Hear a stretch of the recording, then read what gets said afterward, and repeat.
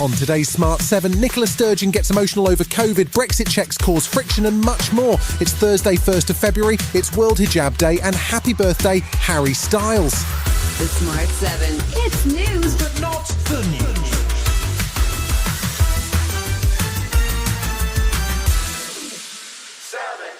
The UK's COVID inquiry continues to sit in Edinburgh, and on Wednesday, former Scottish First Minister Nicola Sturgeon had her turn in the witness chair. The inquiry has already heard about deleted WhatsApp messages and allegations of burner phones, as well as messages referring to former UK PM Boris Johnson as an effing clown. So she was under pressure and in the spotlight as the counsel for the inquiry asked repeatedly whether or not she had tried to politicise the pandemic to help support a push for Scottish independence. She did admit to a series of errors, including her regret over a promise to journalists that her WhatsApp messages would be kept when she had already been systematically deleting them. She got emotional at one point when asked about the stress of being in government during the pandemic. I was the First Minister when the pandemic struck. There's a large part of me wishes that I hadn't been, but I was, and I wanted to be the best First Minister I could be. Outside the hearing, Aima Anwar, the solicitor representing Scottish bereaved families for justice, was unimpressed by her testimony. Nicola Sturgeon projected a daily image of sincerity in wanting to do right by the people of Scotland during the pandemic. But that carefully crafted image has been left shattered by the hands of Miss Sturgeon herself.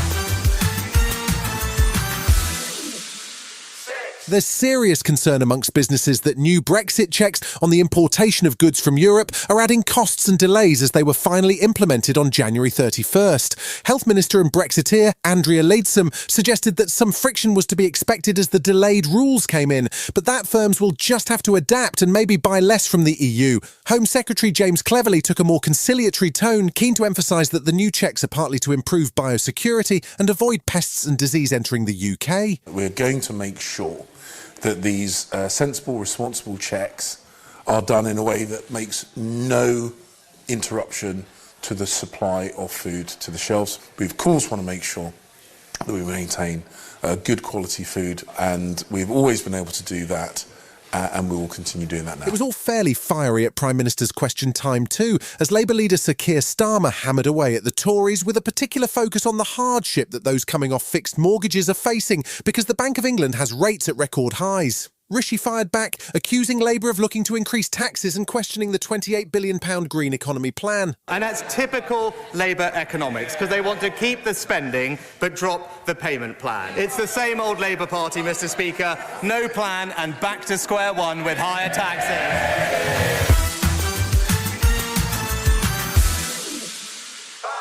The government continues to move quickly to implement power sharing in the north of Ireland, now that the 2-year stalemate has finally come to an end. Thursday will see new legislation move through the Commons so that the Northern Assembly can meet possibly as early as this weekend, at which point Sinn Féin's Michelle O'Neill will become First Minister. The new bill will see routine checks removed for goods from the UK that are due to stay in Northern Ireland, and also ensure that EU laws do not automatically apply in the north. Both the UK and Irish governments are supporting the process, and Irish Taoiseach Micheál Martin doesn't anticipate any issues with the EU.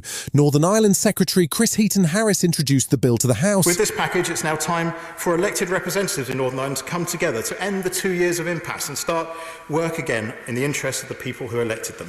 And once, as I hope they will be, they are passed by this House, I trust we will have the conditions to move onwards to see ministers back in post in Stormont swiftly.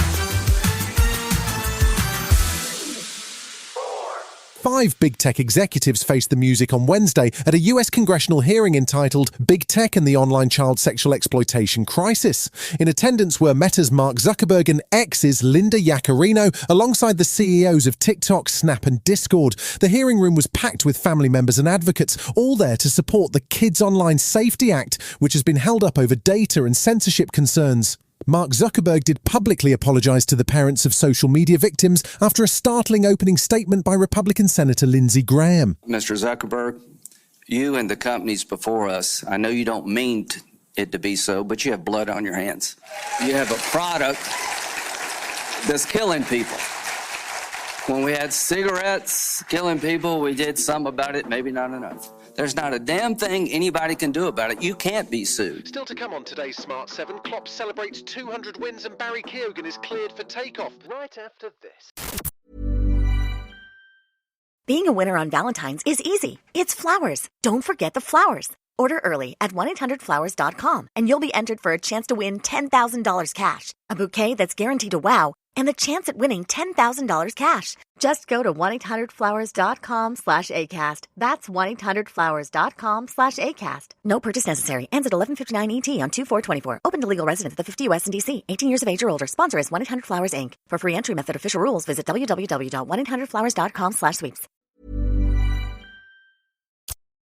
Welcome back. Wednesday night saw 3 Premier League games with plenty of big names in action. It was a high-scoring evening too, with Man City beating Burnley 3-1, Spurs beating Brentford 3-2 and Liverpool thumping Chelsea 4-1. That sees Liverpool 5 points clear at the top of the table, with City and Arsenal tied for second and Spurs in fourth. Manager Jurgen Klopp was celebrating his 200th win in charge of Liverpool. You have to play outstandingly well to keep Chelsea kind of calm, because they're just too good, they're super talented, said before the game, that's how it is. But the way we started the game was really strong, proper direction immediately, put them under pressure, counter-pressing was top. Irish actor Barry Keoghan has had quite a run recently, from waltzing around stately homes in the Nip in Saltburn to playing the saddest man on the saddest island in Ireland in The Banshees of Inisherin. He's picked up plenty of award nominations and now he's out and about promoting his next project, Masters of the Air. It looks pretty spectacular. It's an Apple TV Plus series which follows the exploits of a US bomber crew based in England during World War II. It's produced by Steven Spielberg's Amblin Entertainment, and it's in the same vein as Band of Brothers. Barry says it was quite an experience to work on. You know, it's Steven Spielberg and Tom Hanks. You know you're on for a good project. We were given a space and a playground to bring something new to it. As the new younger generation of actors as well, it's I feel grateful to be part of that.